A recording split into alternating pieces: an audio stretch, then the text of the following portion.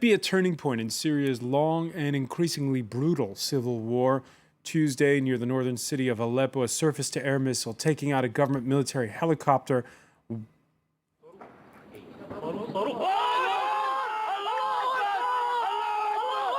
One day later, it's a plane that's been shot down, crashing into an olive grove on a hill some 15 kilometers from the Turkish border.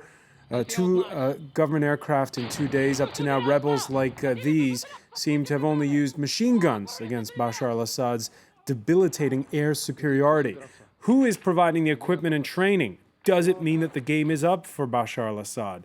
And could the Syrian president's allies be wavering, or at the very least, hedging their bets?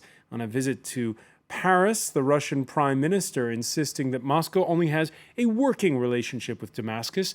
The French, wary of Islamists filling an eventual power vacuum in the opposition, say they're working, quote, to bring the Russians on board. All this coming on the eve of a UN Security Council hearing about a new plan for peace from envoy Lakhdar Brahimi. Today in the France 24 debate, we're looking at whether or not the tide is turning. And with us from New York, Radwan Ziadeh, former member of the Syrian National Council. Welcome back to the France 24 debate. Let's say hello as well to Aysar Midani of the Paris-based Union of Syrian Patriots. Welcome to the show. Welcome back as well to Claude Guibal, senior correspondent for Radio France and for France Culture radio station.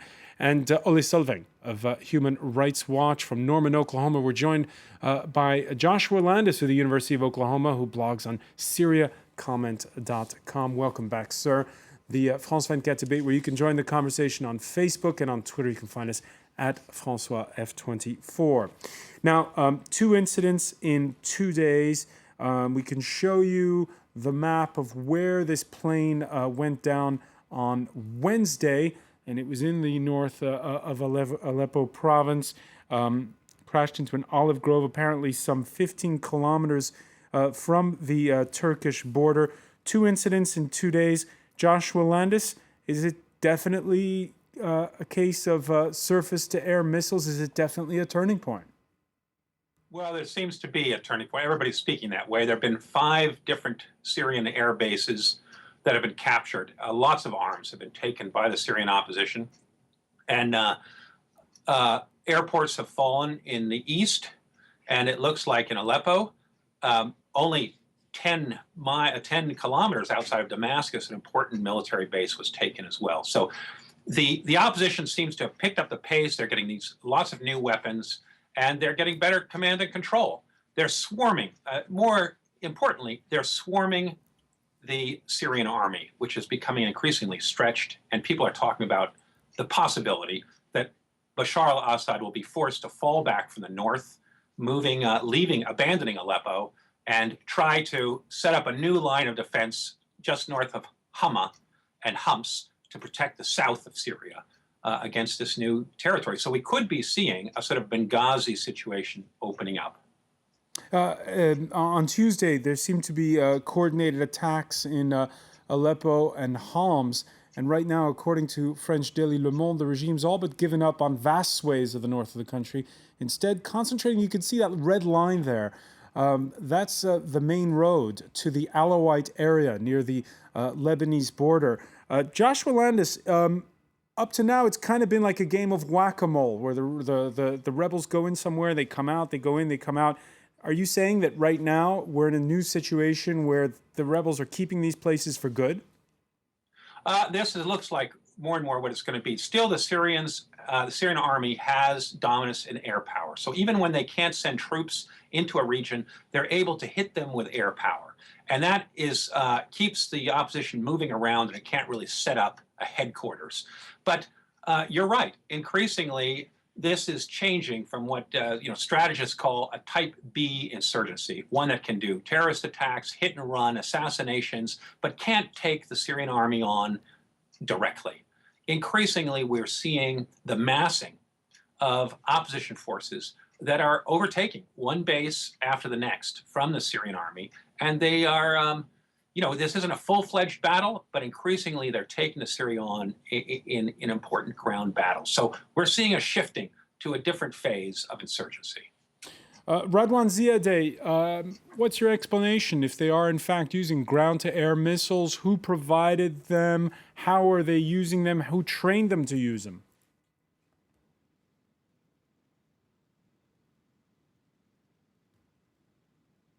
We seem to be having audio issues with New York. We'll hopefully try to resolve those resolve those shortly. Ole Selvang, what have your operators inside of Syria told you in the last couple of days? Well, I think what we're seeing is that ever since this summer, when the opposition started actually solidifying its control over territory, that the military conflict has increased in intensity. And I think the last couple of days have proven that. On the one hand, of course, we have these examples of successful operations by opposition forces to take down helicopters and to take down planes. But we also see that there's an intensification on the side of the government. For example, we have seen, particularly over the last couple of days, but also over the last couple of months, actually, an increase in the use of aerial attacks, air power, and particularly in the use of cluster bombs, and a weapon that most countries have deemed to be illegal. Just on Sunday, the Syrian Air Force dropped cluster bombs near Damascus, which killed at least 11 children. And there was another incident yesterday close to Idlib. We're still trying to verify the number of casualties, but there seem to have been at least a dozen casualties there as well, civilians who have been killed. So we see an intensification on both sides of the military conflict. And from our point of view, of course, what is important is that both sides should take all measures to make sure that civilians are not targeted, civilians are not affected by what is going on. On the fighting front, it's not just cluster bombs. There were car bombs this Wednesday in Damascus, killing at least 34 in the early hours of the day. It happened in the eastern Jaramana suburb. Now, one of our France 24 observers, our citizen bloggers, heard the explosions. Here's his explanation as to what happened. The majority of the inhabitants in Jaramana are Druze sect. Also, there are some Christians live with them. They said, no, we won't let the army enter, so they formed their own guards. Of course, they are armed. And on the other hand, they also refused for the militias of the pre-Syrian army to enter the area. What happened today, maybe it means that they are giving a warning to those people. You should decide. So that's one explanation, Aysar Midani, that the bombs are a way to tell Druze and Christians to stop sitting the fence. What do you think is the explanation for those bombs? I think first of all, I think it is. I want to condemn all the terrorists and these bombing and all the terrorism in Syria, and I think it is really a very bad thing that. All the countries who are helping in weapons and giving weapons and supporting the terrorism in Syria is a very, it's criminal to all citizens and all civilians also. And all the countries also supporting this coalition, the so-called coalition, Syrian coalition, they don't really act for the peace in Syria, and they don't act for really for the good of the Syrian people. And when you hear Ole Selvang say that it's government forces that are using cluster bombs, what do you say? Well, the Syrian forces are trying to. The Syrian army, the regular army, is trying to defend the population, which is really aggressed by. The rebels, and these rebels, there is at least maybe maximum 5% of Syrian people, and all the other are from the Al-Qaeda and foreigner people. 95%? Yes. From Al-Qaeda? It was said by a German report from in Die Welt. He said that there is 5% from the Syrian of Syrian in this ASL I want to say also about all these different kinds and different parts of armed people. There is even of the American Observatory from Turkey, and I said American, in fact. They said that there are at least nine parts of Al Qaeda who are working in Syria, and they are commanded from Adana, and beside the ASL. All right, I want to point out also Okay. that these people, they don't recognize the coalition, they don't recognize the ASL, and sometimes they are fighting each other, and the population is always suffering from all this. All right. And Radwan Ziadeh, I believe the connection with New York has been fixed. Radwan Ziadeh, your thoughts on that bomb blast this morning and on what you just heard from Aysar Madani? yeah, this is Al-Qaeda. I don't waste, of course, the time of the audience with comforting such ideas. We have been hearing such ideas for almost 2 years. We have Al-Qaeda headed by major generals. We have 230 generals defected from the Assad gangs to join the Al-Qaeda. But all of this, of course, has no credible or to combat. We don't waste our time and the audience time. It's more important actually to focus about the humanitarian tragedy that the Assad regime or the Assad security forces put the country in. We are in a country have more than 500,000 as refugees in the neighboring countries. We have more than 2.5 million displaced, among them my family, which I don't need Al-Qaeda or other sources to tell me about the situation of my mother and my sisters and brothers.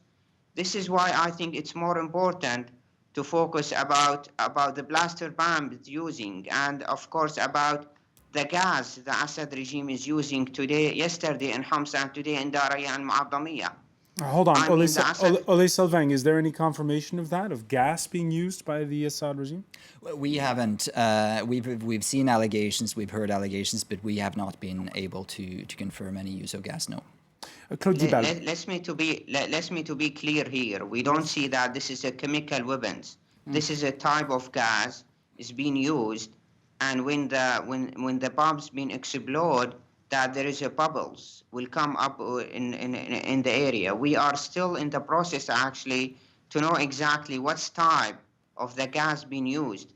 We All right, don't see that this is a chemical weapons or something like that. All right, we understand But that. But this is something is new really dangerous manipulation. because the whole area in Daraya and Mu'addamiyah been affected of that, and we having many let's say many Right, human beings and many individuals been complaining about difficult to breathe and some health Okay, difficulties. we get the point. It's not, you're saying it's not chemical weapons. But Claude Guibal, let me ask you, when you were in Aleppo province at the end of September, we were talking when you just got back about how, this is just seemed to be, the spiral just seemed to be getting worse and worse. Hearing the accusations that are being traded on this set about what each side is using. Is it everything that we were saying seems to be coming to reality in a way? Yes, but first I would like to correct something. When I was reporting in the Aleppo province, I've seen many people from the FSA, and actually I don't agree with you on the fact that 95% of the FSA is controlled by Al-Qaeda. There are jihadi elements in the rebellion. Yes.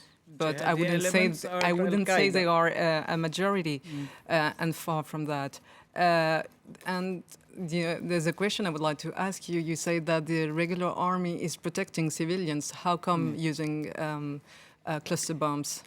Well, I think that's something that we have to be clear about, because all the rebels, they are surrounding some quarters. They go into the quarter and they take the civilian as hostages, and they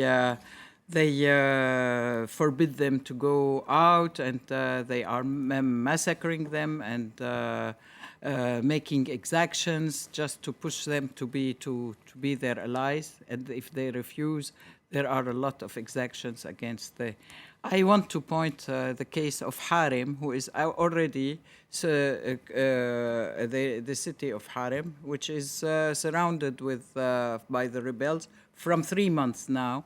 They don't have something to eat. They don't have any water, and so the government is giving them by helicopter all the food and all necessary medical aid. And all right, let me bring in Joshua Landis on this. We know, Joshua Landis, as we've been saying, that it is getting nastier and nastier, but what is the real state of play inside of Syria right now from what you've monitored? Well, it's very worrying to the West. I think if you want to take out the big picture here of, what is the role of Islamists in the Syrian opposition? The role of Islamists is important. How much of them are foreign fighters of Al-Qaeda? It's probably only 4 or 5%. But there is a big central block of Islamists who the United States doesn't know. And these are native Syrians who are just trying to figure out what a new Syria is going to look like and what's going to make people follow them. And the United States has looked across this Arab Spring and seen Muslim Brothers come up in everywhere from Tunis to Egypt. Hamas has just played an important role and come out a leader in Gaza. And they're worried that Syria would become much more Islamist. Now, they obviously are committed to the revolution, and they're committed to seeing the end of the Assad regime. But how much are they willing to help these opposition people? That's the question. And they're trying to, this is why the Syrian National Council that has been just put together only 2 weeks ago in Doha, France has recognized it. France just committed to give them $1.5 million. The United States is furiously working to develop a government in exile that will be pro-American, pro-West, much more secular, and less Muslim Brother. And by the way, Islamist. Joshua Landis, they're according to the Reuters news agency, there's disagreements in Cairo where they're meeting. They're trying to form a government. Disagreements because the Muslim Brotherhood faction wants more say. Yes, they do, and they need more say. I mean, in a way, for the West to try to push the Muslim Brotherhood aside is silly, because the Muslim Brotherhood has been an antidote, if you will, to the more extremist Islamists, the more Salafists, and they can speak to many of these militia heads that America doesn't know. But that's the tug of war that's being played. America is trying to get the most secular, pro-Western type of leadership on top of these military guys. And they don't want to give arms and put on steroids these Islamists that are on the ground. What they want to do is build up this civilian leadership that would be more pro-Western, give them the arms, and let them buy credibility with the militias on the ground and patch on a much more elevated, Harvard-educated civilian leadership on top of this. All right, so that's the domestic tug of war. There's also a diplomatic tug of war. Stay with us. You're watching the France 24 debate.